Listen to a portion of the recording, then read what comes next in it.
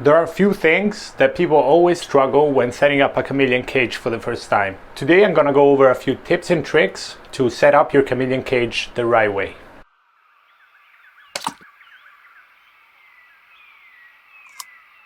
The first thing that I struggled with was how to put pots up high in a chameleon cage.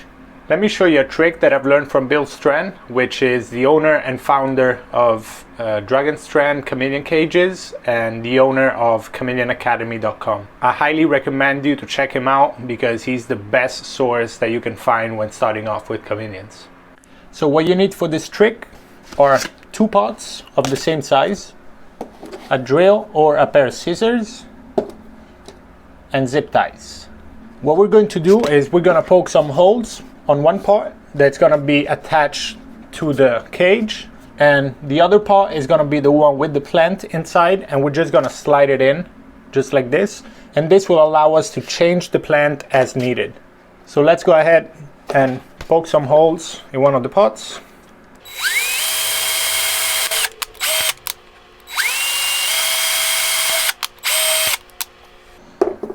This will be enough. So remember always to start from outside of the cage because the head of the zip tie would not fit inside of the screen. So always start from outside of the cage. You want to put the zip tie inside of the cage first, and then inside one of the holes, pass it through. Inside of the other hole, pass it through the mesh, and then zip it. The result is something like that. That is an empty one, and we have another one on this side as well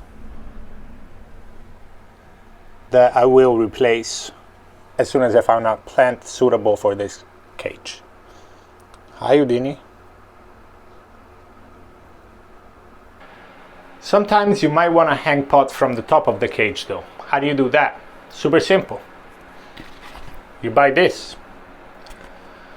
With this one, you want to cut the top off, and you have these 2 arches where you can zip tie to the top of the cage. And the easiest way to do this is to unplug the strings,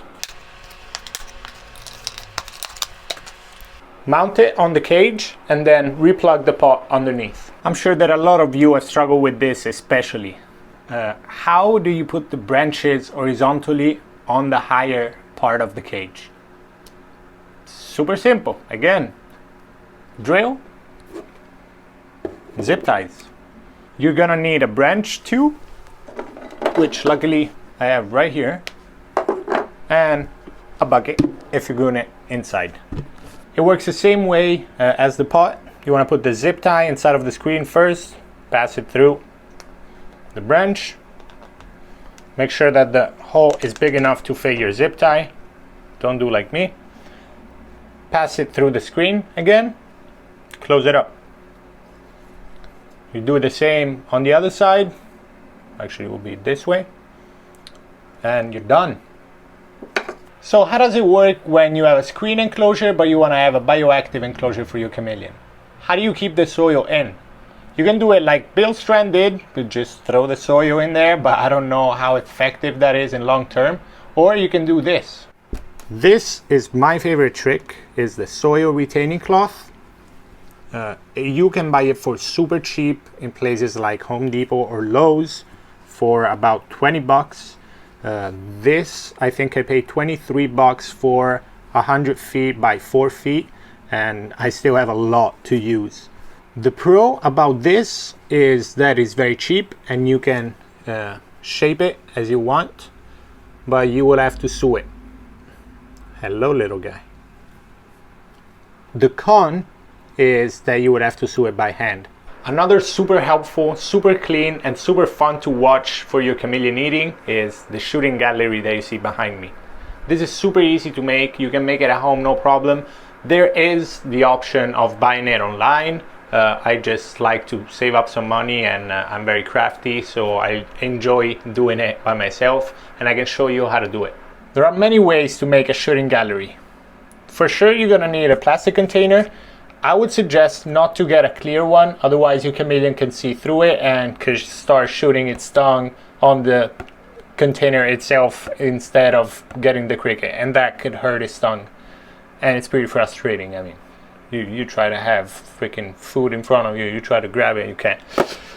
For this build, you also gonna need a cutting board because you don't want to destroy your desk, obviously. And before we start, let's take a second to talk about my sponsor for this video, which is myself.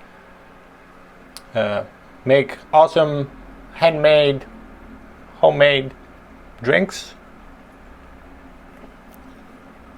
and it tastes delicious.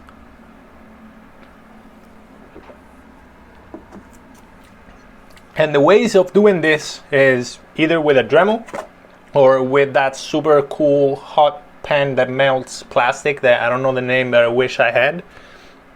Or you can do it my way, so with a knife.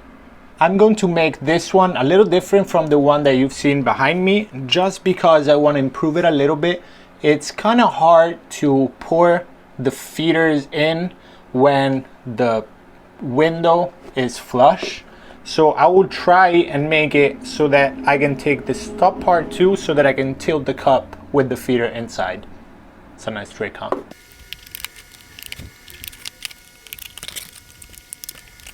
It would be so much easier with that cool hot pan.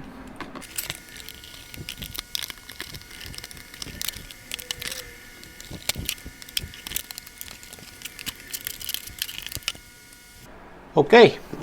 So here I have it. You can see that there's some sharp edges. The trick is this one. Take the lighter, you melt it, and you pretend like you've had the super hot, super cool pan. Ah, yeah.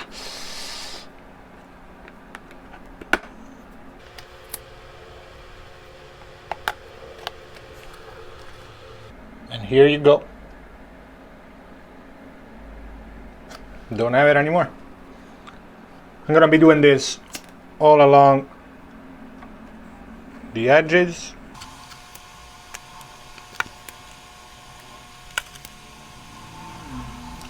And here you have it. The last trick I want to talk about is how to make a homemade dripper. There's a ton of videos. There are a ton of videos on YouTube on how to make it, but I have a different way and I love it. If you ever buy hornworms, use one of these cups. You take these off and you have 4 holes. With 4 holes, the water drains pretty fast, but you can always cover them with some duct tape, regular box tape, whatever, and make it as much as you want. Now that I think about it, this is probably the most expensive dripper that you can make, being a hornworm box, like $20.